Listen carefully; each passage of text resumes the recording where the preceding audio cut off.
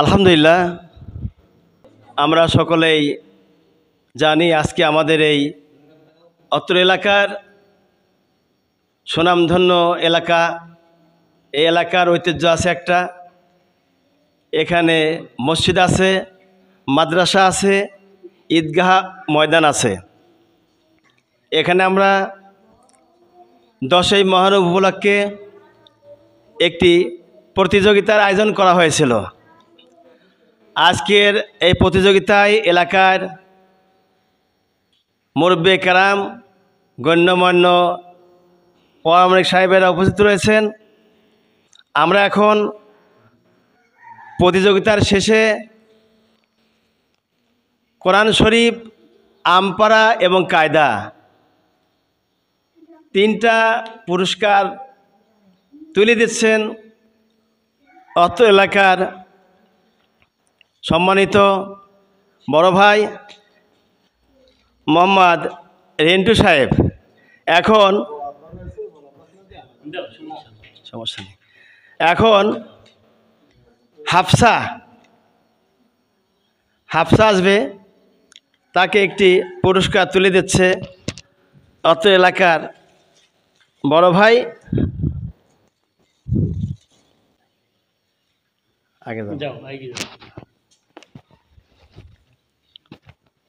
মাশাআল্লাহ, আলহামদুলিল্লাহ, মাশাআল্লাহ। এই হাততালি চলবে না, খবরদার হাততালি হবে না। মাশাআল্লাহ, আলহামদুলিল্লাহ, আলহামদুলিল্লাহ, প্রথম পুরস্কার তুলে দিলেন, আলহামদুলিল্লাহ। এবার আমপাড়ার প্রথম পুরস্কার তুলে দিচ্ছে অত্র এলাকার মুরব্বী, সম্মানিত মসজিদ কমিটির ক্যাশিয়ার সাহেব জনাব মোহাম্মদ আব্দুল মান্নান সাহেব।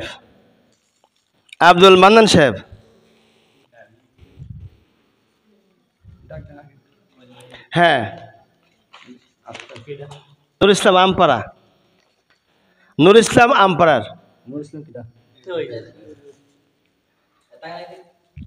মাশাআল্লাহ। হ্যাঁ,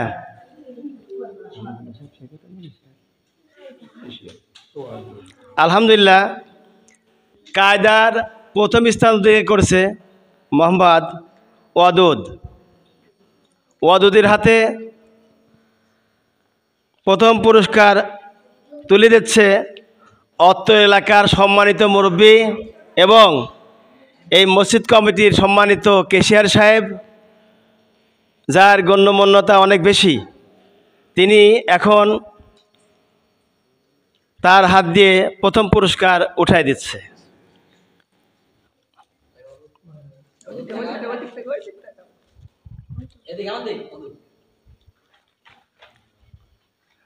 আলহামদুলিল্লাহ,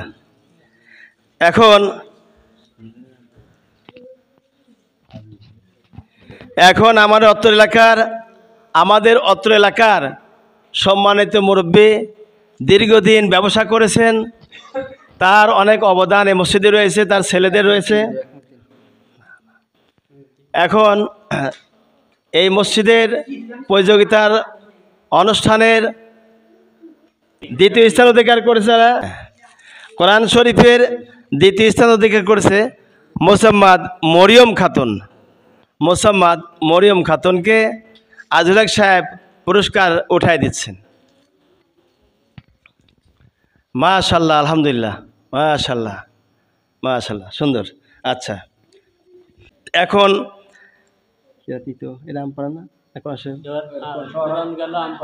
কোন আর একটা দেন, কোন আর দুইটা দিবেন। কোরআন শরীফে দ্বিতীয় স্থান অধিকার আছে অরিনকে। হ্যাঁ, জি, হ্যাঁ, আমাদের ক্যাশিয়ার সাহেব ওটা দিচ্ছে। মাশাআল্লাহ, আলহামদুলিল্লাহ, মাশাআল্লাহ।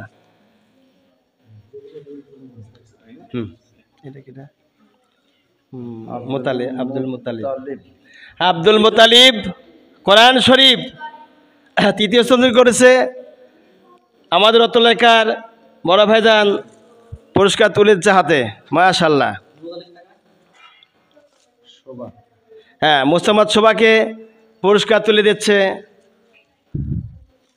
অত্র এলাকার সম্মানিত মুরব্বী জনাব মোহাম্মদ আমাদুল্লাহ সাহেব।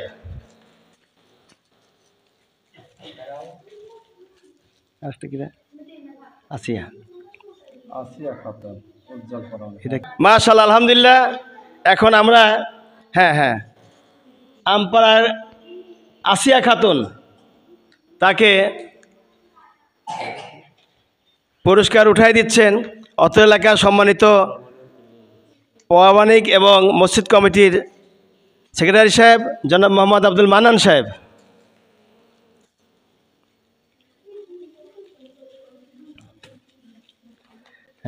আমির হামজাকে পুরস্কার উঠে দিচ্ছে অত্র এলাকার ব্যবসায়িক মোহাম্মদ আব্দুল আজিজ সাহেব, আজিজুল হক সাহেব। মাশাআল্লাহ, আলহামদুলিল্লাহ।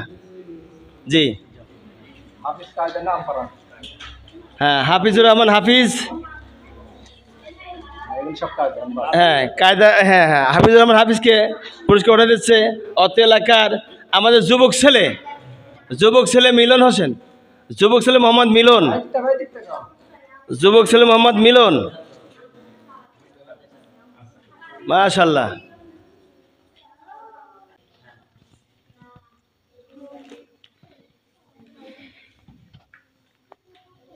আলহামদুলিল্লাহ। কায়দা নাম কি?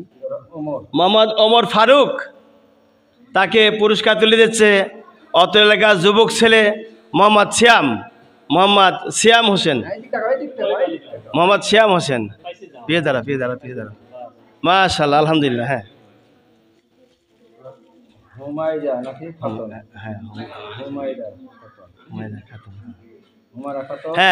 এখন অত্র এলাকার কায়দা হুমায়রা খাতুন।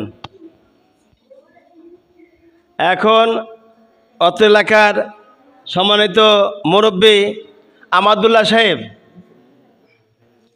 হুমায়রা খাতুনকে পুরস্কার উঠাই দিচ্ছেন। মাশাআল্লাহ।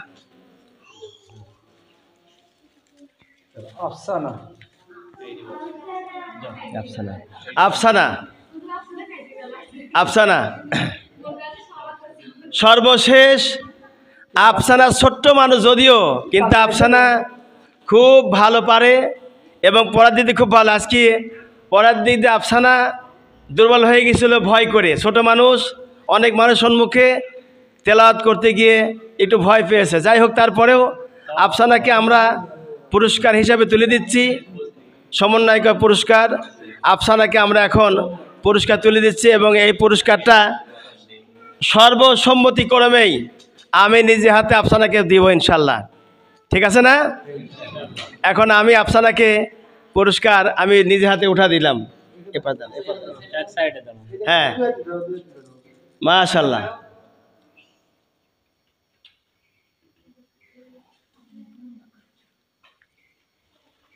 আলহামদুলিল্লাহ, আলহামদুলিল্লাহ।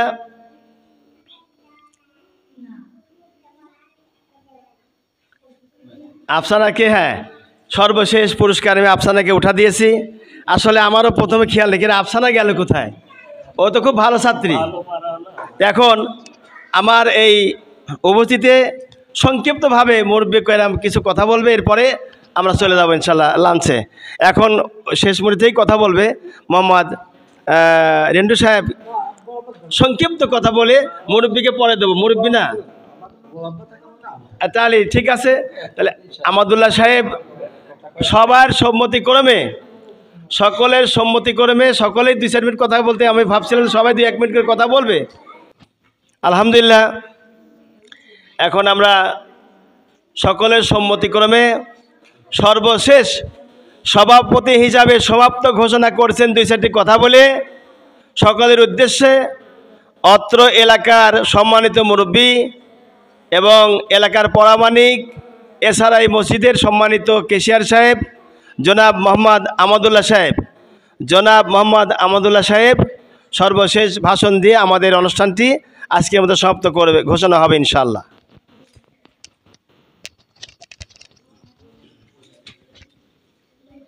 আসসালামু আলাইকুম। ওয়ালাইকুম আসসালাম ওয়া রাহমাতুল্লাহ।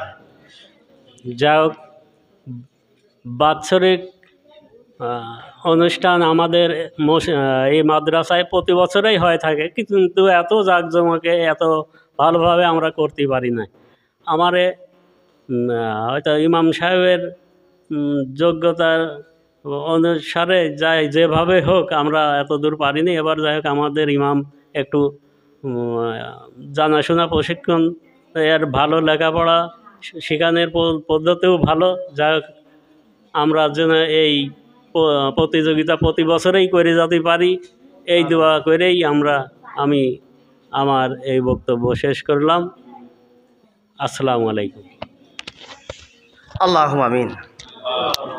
রব্বানা যালামনা আনফুসানা ওয়া ইল্লাম তাগফির লানা ওয়া তারহামনা লানাকুনান্না মিনাল খাসিরিন।